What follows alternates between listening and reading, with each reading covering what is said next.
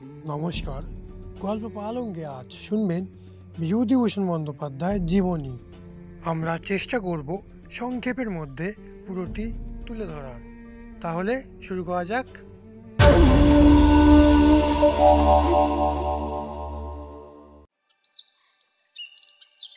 বাংলা তথা বিশ্বের অন্যতম শ্রেষ্ঠ কথাসাহিত্যিক বিভূতিভূষণ বন্দ্যোপাধ্যায়ের জন্ম হয়েছিল 1894 সালের 12ই সেপ্টেম্বর, বাংলার 1301 সালের 28শে ভাদ্র, কল্যাণীর কাছে মুরাতিপুর গ্রামে মামার বাড়িতে। বিভূতিভূষণের পিতামহ কবিরাজ তারিণীচরণ বন্দ্যোপাধ্যায়। বিভূতিভূষণের পিতার নাম ছিল মহানন্দ বন্দ্যোপাধ্যায়। বনগাঁ উচ্চ বিদ্যালয়ে পড়াশুনো করার পর মহানন্দ বন্দ্যোপাধ্যায় কাশী থেকে সংস্কৃত ও হিন্দু পুরাণে শাস্ত্রী উপাধি পেয়েছিলেন। তার প্রথম স্ত্রী হেমাঙ্গিনী দেবী নিঃসন্তান থাকায় দ্বিতীয় স্ত্রী মৃণালিনী দেবী সঙ্গে তার বিয়ে হয়। মৃণালিনী দেবী 5 সন্তানের মা হন এবং সেই 5 সন্তানের মধ্যে জ্যেষ্ঠ পুত্র ছিল বিভূতিভূষণ। বিভূতিভূষণ বন্দ্যোপাধ্যায়ের প্রাথমিক শিক্ষায় হাতেখড়ি শুরু হয় তার গ্রামের পাঠশালায়।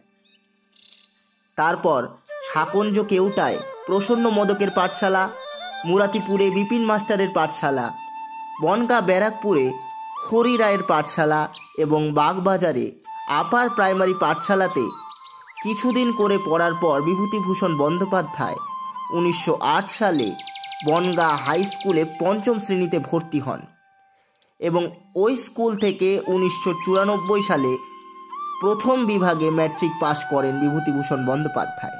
স্কুল পাশ করার আগেই অবশ্য তার পিতৃবিয়োগ ঘটে এবং তার ফলে তাকে বিশেষ অর্থকষ্টে পড়তে হয়। এক অবস্থাপন্ন ডাক্তারের বাড়িতে গৃহশিক্ষকের কাজ শুরু করেন বিভূতিভূষণ। তাকে অতি কষ্টে সংসার চালাতে হতো। এই অর্থকষ্ট আরও বেড়ে গেল যখন তিনি কলকাতায় গিয়ে রিপন কলেজে ভর্তি হলেন। দারিদ্র্যের সঙ্গে যুদ্ধ করে তিনি 1996 সালে ওই কলেজ থেকে প্রথম বিভাগে আইএ এবং 1998 সালে ডিস্টিংশন সহ বিএ পাস করেন। বিএ পাস করার পর তিনি দর্শন নিয়ে এমএ ক্লাসে ভর্তি হন এবং আইন পড়তে শুরু করেন, কিন্তু অর্থাভাব এবং অন্যান্য কারণে তিনি তা সম্পূর্ণ করতে পারেননি। বিএ ক্লাসের প্রথম বর্ষে পড়ার সময় বসিরহাটের মোক্তার কালীভূষণ বন্দ্যোপাধ্যায় 14 বছরের কন্যা গৌরীর সঙ্গে বিভূতিভূষণের বিয়ে হয়। দিনটি ছিল 1917 সালের 15ই আগস্ট। পরের বছর জুলাই মাসে বিভূতিভূষণ বিএ পরীক্ষা শেষ করে স্ত্রীকে নিয়ে ব্যারাকপুরে তার পিতৃপুরুষের বাড়িতে বসবাস শুরু করেন। কিন্তু তার প্রথম দাম্পত্য জীবন খুব বেশি দিন স্থায়ী হয়নি। সেই নভেম্বর মাসে অর্থাৎ 4 মাস পরে বাপের বাড়ি থেকে পানিতরে বেড়াতে গিয়ে গৌরী অর্থাৎ কলেরাতে মারা যান। প্রথম স্ত্রী বিয়োগের পর পড়াশুনো ছেড়ে বিভূতিভূষণ শিক্ষকতার পেশা গ্রহণ করেন। বাকি জীবনটা তিনি এই পেশাতেই নিযুক্ত ছিলেন। যদিও মাঝে মাঝে তার শিক্ষকতায় বেশ কিছু সময়ের জন্য ছেদ পড়েছিল, তবে তার প্রথম শিক্ষকতা শুরু হয় 50 টাকা মাসিক বেতনে হুগলির জাঙ্গিপাড়া স্কুলে 1999 সালের ফেব্রুয়ারি মাসে। 1920 সালের মে মাস পর্যন্ত তিনি ওই স্কুলে কাজ করার পর জুন মাসে সোনারপুরের কাছে হরিনাভি হাই স্কুলে যোগ দেন এবং 1922 সালে জুলাই মাস পর্যন্ত বিভূতিভূষণ ওই বিদ্যালয়ে শিক্ষকতা করেছেন। বিভূতিভূষণ বন্দ্যোপাধ্যায়ের ভ্রমণ পিপাসু সত্তা তাকে বাধ্য করেছিল স্কুলের কাজ ছেড়ে গোর্খনী সভার ভ্রাম্যমাণ প্রচারকের কাজে যেতে। এই কাজ নিয়ে বিভূতিভূষণ বন্দ্যোপাধ্যায় পূর্ববঙ্গ, ত্রিপুরা, আসাম ও আরাকান অঞ্চলে 1922 সালে শেষ অবধি ব্যাপক ভ্রমণ করেন, কখনো ট্রেনে, কখনো জলপথে এবং বেশিরভাগ পথটা পায়ে হেঁটে। 1923 সালের জানুয়ারি মাসে কলকাতায় ফিরে বিভূতিভূষণ পাথুরিয়াঘাটার জমিদার খেলাতচন্দ্র ঘোষের বাড়িতে গৃহশিক্ষকের কাজে নিযুক্ত হন। এর 1 বছর পরে খেলাতচন্দ্র উত্তর বিহারের অরণ্য অঞ্চলে তার বিস্তীর্ণ জমিদারি দেখাশোনা করার জন্য এস্টেট ম্যানেজার করে বিভূতিভূষণকে ভাগলপুরে পাঠান। ভাগলপুর বাস বিভূতিভূষণের জীবনে এক বিরাট গুরুত্বপূর্ণ অধ্যায়। এই ভাগলপুরে বসেই বিভূতিভূষণ তার প্রথম কালজয়ী উপন্যাস পথের পাঁচালী লিখেছিলেন। ভাগলপুরে বিভূতিভূষণ বন্দ্যোপাধ্যায়ের সঙ্গে পরিচয় হয় বিচিত্রার সম্পাদক উপেন্দ্রনাথ গঙ্গোপাধ্যায় এবং মৌচাকের সম্পাদক সুধীরচন্দ্র সরকারের। বস্তুত ভাগলপুরে থাকার সময়ই অরণ্য এবং অরণ্যবাসী দরিদ্র মানুষের সংস্পর্শ তাকে এক দশক পরে আর এক মহৎ উপন্যাস আরণ্যক লিখতে অনুপ্রাণিত করে। বিভূতিভূষণ বন্দ্যোপাধ্যায়ের প্রথম প্রকাশিত গল্প হল উপেক্ষিতা। 1922 সালের প্রথম দিকে প্রবাসীতে তা প্রকাশিত হয়েছিল। এর পরের 6 বছরে তার আরও কয়েকটি গল্প প্রবাসী পত্রিকা এবং বিচিত্রা পত্রিকায় প্রকাশিত হয়। বিভূতিভূষণ বন্দ্যোপাধ্যায়ের প্রথম 10টি গল্প, যার 7টি প্রবাসী এবং 3টি বিচিত্রা পত্রিকায় একসঙ্গে বেরিয়েছিল, তা একত্রে প্রথম ছোট গল্পের সংকলন মেঘমল্লার রূপে 1931 সালে প্রকাশিত হয়। পথের পাঁচালী বই বেরোনোর 2 বছর পরে 1928 সালের এপ্রিল মাসে বিভূতিভূষণ বন্দ্যোপাধ্যায় আবার কলকাতায় ফিরে 41 নম্বর মির্জাফর স্ট্রিটে তার পুরনো মেসবাড়ি প্রকাশের অভিপ্রায় 1928 সালের এপ্রিল মাসে পথের পাঁচালীর পাণ্ডুলিপি বিচিত্রা দপ্তরে পাঠান বিভূতিভূষণ। সেই পাণ্ডুলিপি সঙ্গে সঙ্গে গৃহীত হয় এবং বিচিত্রার পাতায় পথের পাঁচালী নামে জুলাই 1928 থেকে সেপ্টেম্বর 1929 অবধি ধারাবাহিকভাবে প্রকাশিত হয়। প্রকাশের সঙ্গে সঙ্গেই পথের পাঁচালীকে পাঠকদের একটা বড় অংশ সাদরে গ্রহণ করেছিল। তবু বিচিত্রার পাতায় ধারাবাহিকভাবে প্রকাশিত হওয়ার পরেও কোনো প্রতিষ্ঠিত প্রকাশক বই হিসাবে পথের পাঁচালী ছাপতে রাজি হচ্ছিল না। হয়তো নতুন লেখকের প্রথম উপন্যাস ছাপার ব্যাপারে তাদের খানিকটা জড়তা ছিল। এই সময় নীরোদচন্দ্র সজনীকান্ত দাশের সঙ্গে বিভূতিভূষণ বন্দ্যোপাধ্যায়ের আলাপ করিয়ে দেন। সজনীকান্ত তার নতুন প্রকাশনা রঞ্জন প্রকাশনালয় থেকে 1929 সালে 2রা অক্টোবর পথের পাঁচালী বই হিসেবে প্রকাশ করেন। দিনটি ছিল মহালয়া। সঙ্গতভাবে বিভূতিভূষণ পিতৃতর্পণ হিসেবে তার বাবার স্মৃতিতে এই বইটি উৎসর্গ করেন।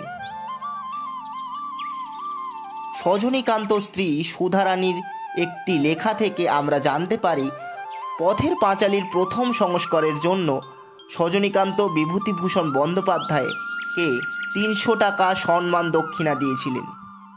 বিভূতিভূষণের দিনলিপি অনুযায়ী 1929 সালের 14 নভেম্বর কলকাতার ইডেন গার্ডেনে বসে পথের পাঁচালীর অনুক্রমিক উপন্যাস অপরাজিত এর মূল কাঠামোটি মনে মনে চূড়ান্ত করেন বিভূতিভূষণ। এর 1 মাস পর থেকে অর্থাৎ ডিসেম্বর 1929 থেকে প্রবাসীতে ধারাবাহিকভাবে বেরোতে শুরু করে অপরাজিত। শেষ হয় 1931 সালের সেপ্টেম্বর মাসে। পুস্তাকারে অপরাজিতর প্রথম খণ্ড প্রকাশিত হয় 1932 সালের জানুয়ারি মাসে, দ্বিতীয় খণ্ড 2 মাস বাদে মার্চে। প্রকাশক এবারেও সজনীকান্ত দাশ। পথের পাঁচালী এবং অপরাজিত প্রকাশিত হওয়ার কিছুদিনের মধ্যেই বই দুটি নিয়ে পাঠক মহলের বৃহদাংশে প্রবল উৎসাহ দেখা যায়। 1933 সালের এপ্রিল মাসে রবীন্দ্রনাথ বিভূতিভূষণকে তার সঙ্গে প্রশান্তচন্দ্র মহলবিশের বরানহরের বাড়িতে দেখা করতে বলেন। এই মাসেই কবির লেখা পথের পাঁচালীর সমালোচনা প্রকাশিত হয় পরিচয় পত্রিকায়। পথের পাঁচালী এবং অপরাজিতর পর বাঙালি পাঠক সমাজকে একটার পর একটা মহৎ উপন্যাস উপহার দিয়ে গেছেন বিভূতিভূষণ বন্দ্যোপাধ্যায়। উপন্যাসগুলির মধ্যে দৃষ্টিপ্রদীপ, চাঁদের পাহাড়, আরণ্যক, আদর্শ হিন্দু হোটেল, অনুবর্তন, দেবযান, ইছামতি অধিক উল্লেখযোগ্য। একই সঙ্গে ছিল তার আশ্চর্য ছোট গল্পের সংকলন মেঘমল্লার জন্ম ও মৃত্যু, কিন্নর দল, তাল নবমী, উপলখণ্ড, ক্ষণভঙ্গুর, অসাধারণ বাংলা সাহিত্যের মণিমুক্তগুলির মধ্যে চিরস্থায়ী জায়গা করে নিয়েছে। বিভূতিভূষণ বন্দ্যোপাধ্যায় কিন্তু নিয়মিত দিনলিপিও লিখতেন। বিভূতিভূষণ বন্দ্যোপাধ্যায়ের উল্লেখযোগ্য কিছু দিনলিপির মধ্যে রয়েছে স্মৃতির রেখা, তৃণাঙ্কুর, উর্মিমুখর, উৎকর্ণ, প্রত্যেকটি মহান সাহিত্য। উত্তর বিহারে থাকার অভিজ্ঞতা বিভূতিভূষণের মধ্যে জঙ্গলের প্রতি একটা গভীর ভালোবাসা সৃষ্টি করে। তাকে জঙ্গলের টানে নিয়মিত বিহারের ঘাটশিলা এবং গালডি অঞ্চলে যেতে হতো। শেষ পর্যন্ত তিনি ঘাটশিলায় একটি বাড়ি কেনেন এবং প্রথম স্ত্রীর নাম অনুসারে তার নাম রাখেন গৌরীকুঞ্জ।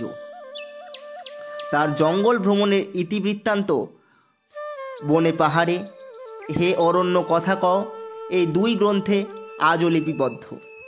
প্রসঙ্গক্রমে বলে রাখা ভালো, বিভূতিভূষণের পথের পাঁচালী উপন্যাস অবলম্বনে সত্যজিৎ রায় পরিচালিত চলচ্চিত্র আন্তর্জাতিক খ্যাতি সম্পন্ন।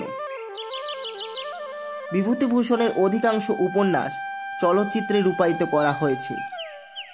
1951 সালে ইছামতি উপন্যাসের জন্য বিভূতিভূষণ পশ্চিমবঙ্গের সর্বোচ্চ সাহিত্য পুরস্কার এবং রবীন্দ্র পুরস্কার লাভ করেন। এরপর অপরাজিত নামক উপন্যাস রচনা করেন বিভূতিভূষণ, যেটি পথের পাঁচালীর পরবর্তী অংশ। সত্যজিৎ রায় এই উপন্যাসটি নিয়ে দুটি চলচ্চিত্র নির্মাণ করেছেন, যা ভীষণ জনপ্রিয় হয়ে ওঠে। উভয় উপন্যাসেই তার ব্যক্তিগত জীবনের প্রতিফলন ঘটেছে। পথের পাঁচালী উপন্যাস যেমন বিভিন্ন ভারতীয় ভাষা এবং ইংরাজি ও ফরাসি সহ বিভিন্ন পাশ্চাত্য ভাষায় অনুদিত রয়েছে, তেমনি তার উল্লেখযোগ্য গল্পগ্রন্থ মেঘমল্লার মৌরিফুল এবং যাত্রাবদল এবং তার লেখা চাঁদের পাহাড় একটি অনবদ্য অভিযানমূলক কাহিনী, যার পটভূমি ছিল আফ্রিকা।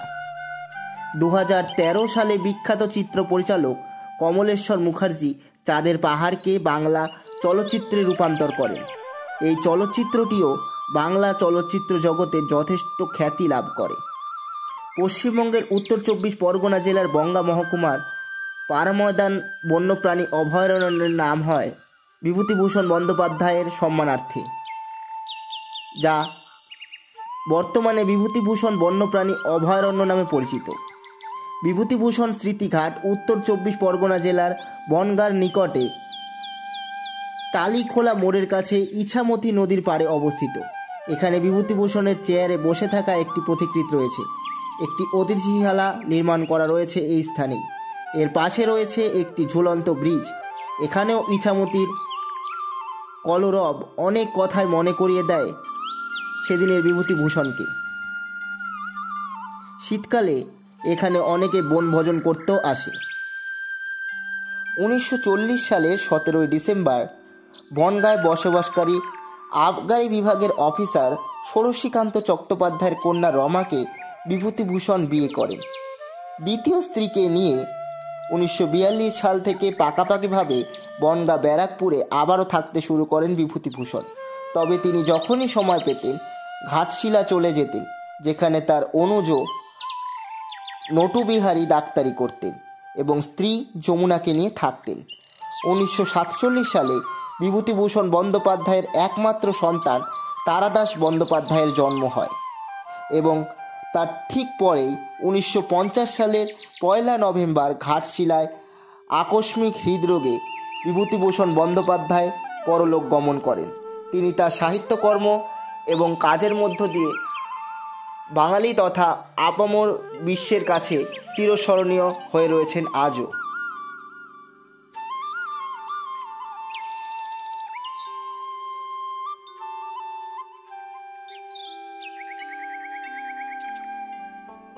শেষ হলো বিভূতিভূষণ বন্দ্যোপাধ্যায় জীবনী। আমরা আমাদের চ্যানেলে বিভূতিভূষণ বন্দ্যোপাধ্যায় বিভিন্ন গল্প প্রচার করেছি, যেমন তারানাথ তান্ত্রিক, রঙ্কিনী দেবীর খড়গ, শুভকামনা, খুকি ইত্যাদি। আমরা ভবিষ্যতেও আরও বিভূতিভূষণ বন্দ্যোপাধ্যায়ের গল্প প্রচার করব। কিন্তু আজ আমাদের সময় এ পর্যন্তই। ফিরছি আমরা পরের সপ্তাহে। ধন্যবাদ।